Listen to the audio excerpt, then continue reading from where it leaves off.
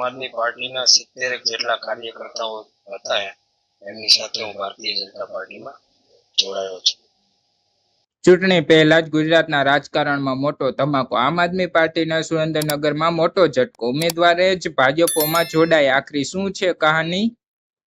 નમસ્કાર મિત્રો, આપ સૌનું હાર્દિક સ્વાગત છે વાયરલ વંટોળમાં. સ્થાનિક સ્વરાજની ચૂંટણી નજીક આવી રહી છે અને જેમ જેમ ચૂંટણી નજીક આવે છે એમ રાજકારણમાં ગરમાવો પણ વધતો જાય છે. ગઈકાલે એક તરફ રાજુ ગડપડાએ ભાજપમાં એન્ટ્રી કરી તો બીજી બાજુ સુરેન્દ્રનગરમાં આમ આદમી પાર્ટીએ મોટું ભંગાણ પાડ્યું છે.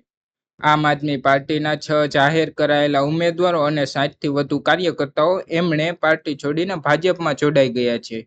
જે વિસ્તારમાં આપની કડક મજબૂત બની હતી ત્યાં જ હવે પોતાના ઉમેદવારોને જાળવી રાખવામાં પાર્ટી નિષ્ફળ રહી છે. જુઓ પક્ષ પલટો કરનાર શું કહી રહ્યા છે.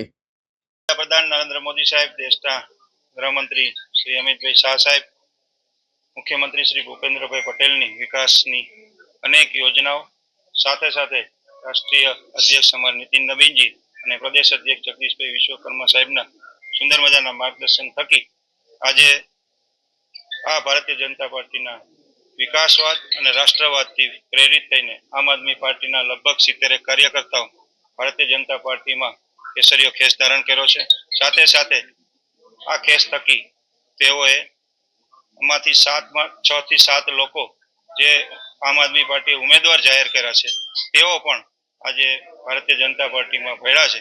હું સુરેન્દ્રનગર જિલ્લા ભાજપ વતી આ તમામ કાર્યકર્તાઓનું સ્વાગત કરું છું. આભાર. આમ આદમી પાર્ટીના 70 જેટલા કાર્યકર્તાઓ હતા, એમની સાથે હું ભારતીય જનતા પાર્ટીમાં જોડાયો છું. કોઈ દબાણ કારણે જોડાયો હતો કે આપને?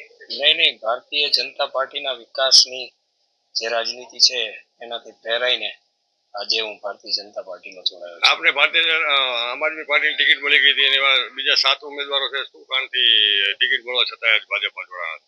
બસ વિકાસની રાજનીતિ ભારતીય જનતા પાર્ટીની છે અને નરેન્દ્ર મોદી સાહેબની જે નેમ છે એનાથી પ્રેરાઈને આજે ભારતીય જનતા પાર્ટીમાં જોડાયા છે. પહેલા તો તમે ટિકિટ માંગી લીધી હતી, તમને ખબર નથી કે વિકાસ છે એમ?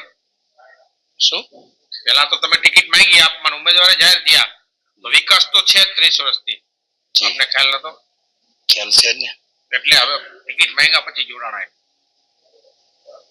દિલ્હીની જે ટીમ છે જે પ્રકારે કામ કરી રહી છે, જે અમને જણાવવામાં આવ્યું હતું કે કામ કરશે અને ટિકિટ આપશે, ઘણી બધી જગ્યાએ અન્યાય કર્યો છે આમ આદમી પાર્ટીએ અને છેક ઉપર સુધી આની રજૂઆત કરી હતી, પરંતુ એક ચક્રી શાસન હોય, એક જાતની કંપની ચલાવતો હોય એ રીતે જે પ્રમાણે સિસ્ટમ ચાલી રહી છે એનો વિરોધ કરવા છતાં કોઈ નક્કર પરિણામ ન આવ્યું. એના કારણે આ પાર્ટી છોડી દીધી. કેવી અસર પડશે આની આમ આદમી પાર્ટીની જે વિચારધારા છે ભારતીય જનતા પાર્ટીની, આજે ગમે તેટલું કામ કરવા છતાં ઇગ્નોર કરવામાં આવી રહ્યા છે પાયાના કાર્યકર્તાઓને. પક્ષ પલટો કરનાર નેતાઓએ શું કહ્યું? તેઓ કહે છે કે પાર્ટીમાં આંતરિક વિખવાદ છે, પાર્ટી ટિકિટ વેચવામાં અન્યાય થયો છે અને ઉપરથી કોઈ સાંભળતું નથી. એટલે હવે તેઓ ભાજપની વિકાસની રાજનીતિથી પ્રેરાઈને જોડાયા છે.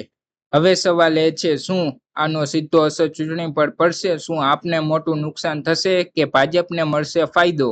સુરેન્દ્રનગરમાં હવે રાજકારણ વધુ ગરમ બનવાનું નિશ્ચિત છે.